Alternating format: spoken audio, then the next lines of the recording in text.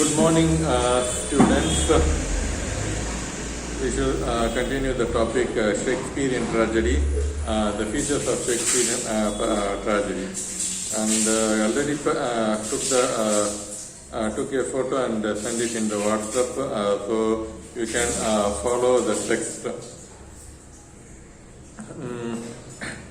A tragedy is a play which, when adequately acted before an audience, can produce a complete cleansing of the emotions. To effect such catharsis, the dramatist must move the audience. He must have a capacity to feel pathos of human suffering, a strong moral sense, and a great craftsmanship. Shakespeare possessed these qualities.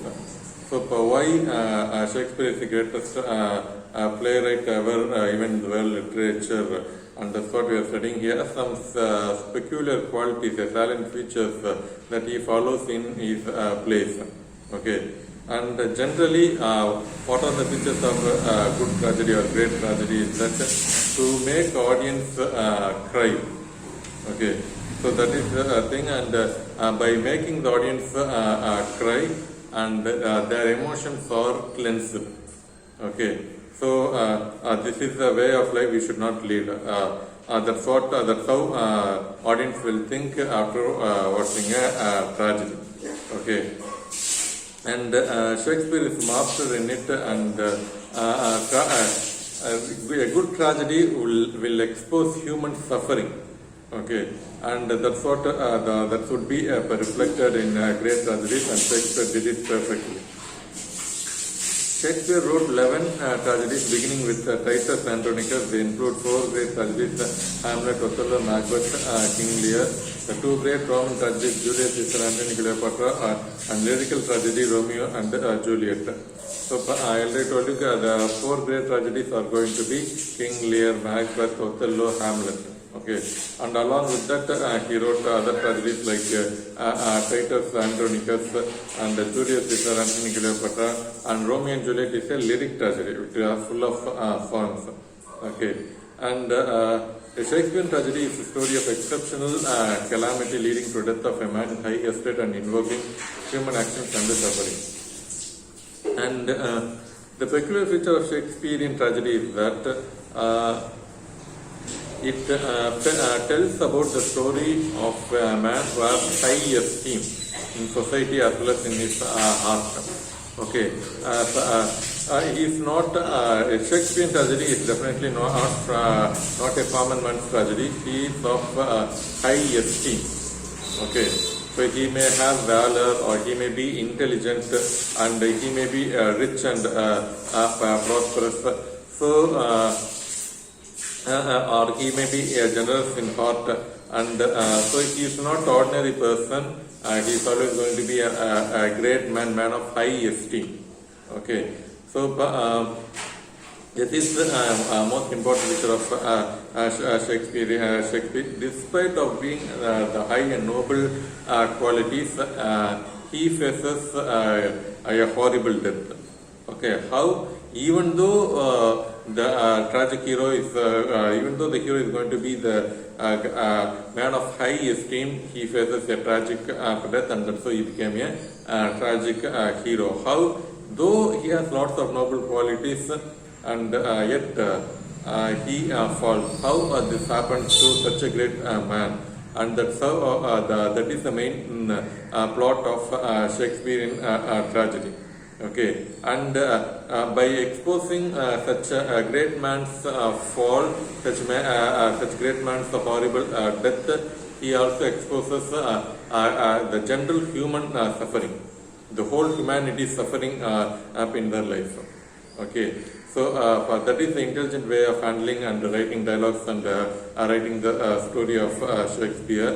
And it takes whole life as its providence, and its purpose is to mirror the meaning of life.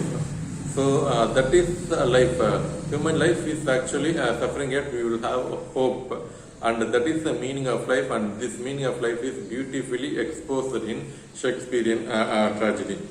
And Wilson Knight discovers important elements in Shakespearean tragedy: Titanic passion and death climax. Wilson Knight discovers two important elements in Shakespearean tragedy, that is Titanic passion and death climax. Okay, so two elements in Shakespearean tragedy: Titanic passion. So the tragic hero has Titanic passion, a great passion towards something. Okay, and say for example, Macbeth has a passion towards ambition.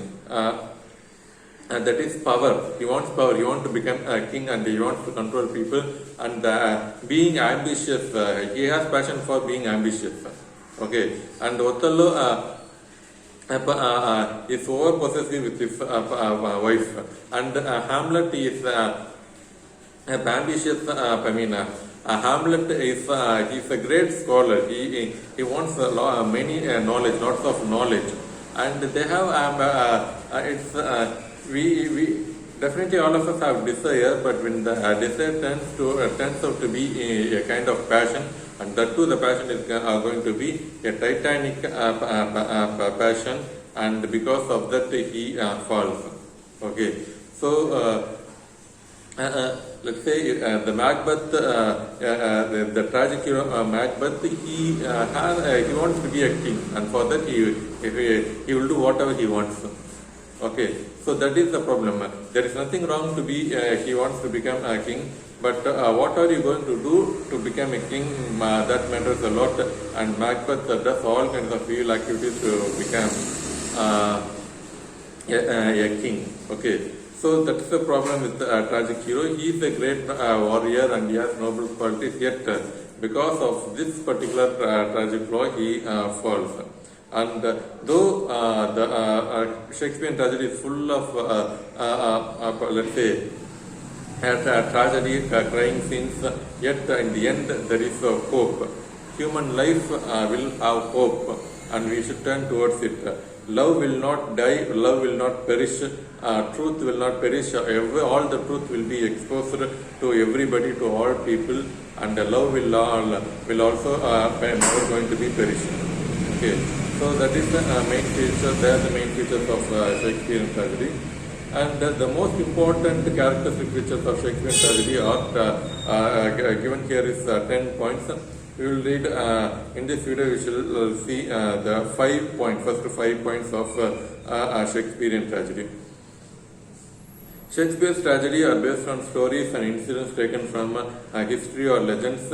So see, of course, the first most important first point is this: Shakespearean tragedy has 5 elements. Okay, that is exposition, conflict, crisis, denouement, and catastrophe. Okay, so that's how Shakespeare deals with these tragedies. That is. First is exposition, a kind of introducing the character. The characters are introduced, and then the conflict is introduced. Okay, so second act is going to be how the problem is introduced, and then crisis. Because of the problem, the problem rises to the highest peak, and then the problem cannot be solved. To that extent, they have a crisis, and then denouement, that is the conclusion. So this is the problem and this is the solution, but by the time the crisis reaches the peak, and hero and other characters are never going to react back to it, or they have to accept the fate, they have to accept the death, and then catastrophe, that is the horrible death that the hero is going to face. So that's how Shakespeare deals with this tragedy: exposition, that is introduction, and conflict, introduction of problem, and crisis, the development of problem, and then denouement, that is the conclusion. Reason for the problem and conclusion of the problem is done, but all characters cannot solve the problem, and they have to face the death, and the horrible death that they are going to face in the end. Okay. So that's how Shakespeare deals with these tragedies. This is the first point, and the first point itself in our text it is given. None of the Shakespeare plays are going to be Shakespeare's original story. Okay, except Shakespeare's Midsummer Night's Dream, all other Shakespeare wrote 37 plays, and only one play which is completely Shakespeare's creativity is Midsummer's Night Dream, and apart from that, all other 36 plays are copied from Greek, Latin, or other Greek, Latin, or history, or other stories. Okay. The main story is taken, but all of the dialogues and script are completely Shakespeare's own idea. Okay, so this is the first point, and second point. In Shakespearean tragedy, the suffering of hero is exceptional. The hero is a man of high estate like Hamlet or King Lear. The hero identifies himself with the dominant passion for which he cannot deliver himself and finally works out for his destruction. Okay. Second point I already told you, and this is the most important point as well. Shakespearean tragedy, the tragic hero is going to be the man of high esteem. Okay. He is such a noble person. He is a great man in the society, and but at the same time he has some passion towards something. Okay, and because of that he falls and he dies. He faces a horrible death. Okay, so the second point is the most important point. That is the Shakespearean tragic hero is man of high esteem and noble qualities, and because of passion he falls. Okay, and third point is extension of the second point, that is every tragic hero suffers from tragic flaw which leads him to the tragic end. In spite of the noble nature of the hero, the inherent weakness or imperfection destroys him. In King Richard III, it is murderous ambition. In Hamlet, it is his indecision. In Othello, it is his jealousy.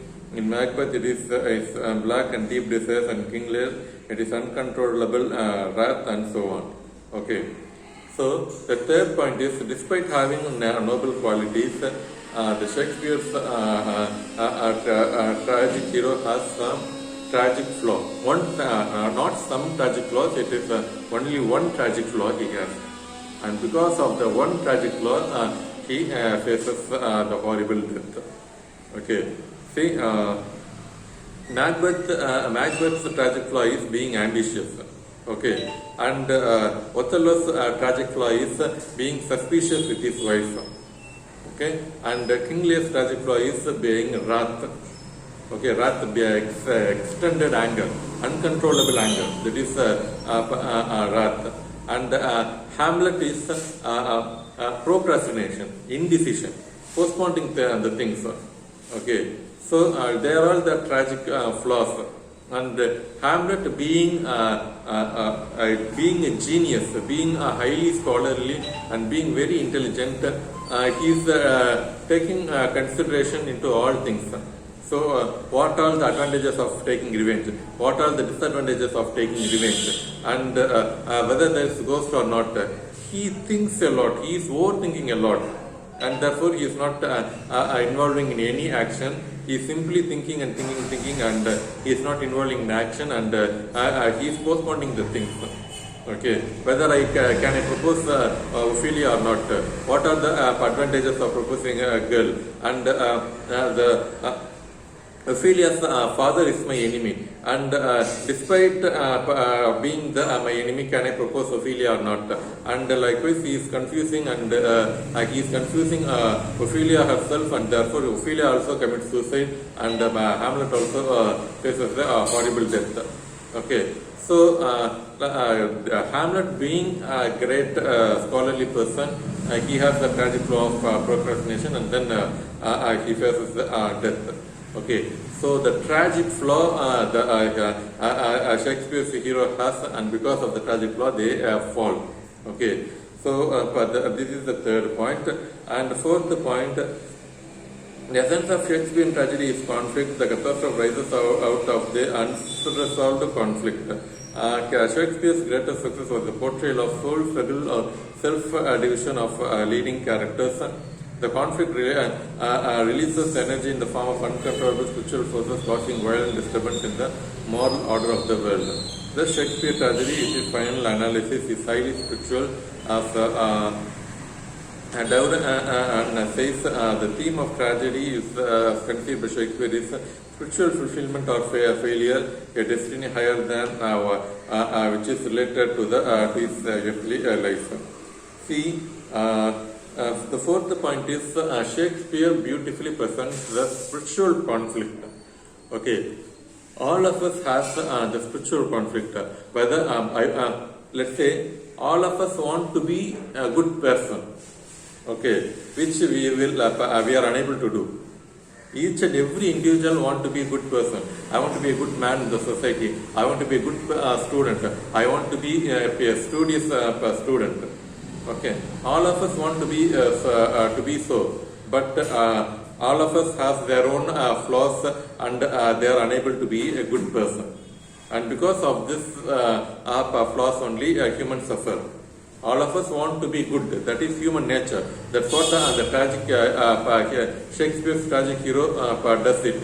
They want to be morally good person, but because of their own flaws, their own tragic flaws, they face the death. They face the death. Okay, so this reality is beautifully presented in Shakespeare's tragedy. Okay, so Hamlet or Macbeth or King Lear, Othello, everyone has the noble qualities and they want to be good person, but because of some reason, because of the tragic flaw, they face the horrible death and the soul struggle. And that's how Shakespeare uses great soliloquies. He is confused. He wants to be a good person. Let's say Hamlet, injustice is done to his father, and he wants to take revenge. But revenge is possible. Let's say forgiveness is possible if at all the criminal regrets for his mistakes. As far as he is not regret for his mistake, forgiveness is impossible, and we have to take revenge for it. Otherwise, the victim is given injustice. Okay, Hamlet's father is killed by his own brother, and justice should be given to Hamlet's father. Okay, but when the criminal is not regretting for his crime, and at that point revenge is for good.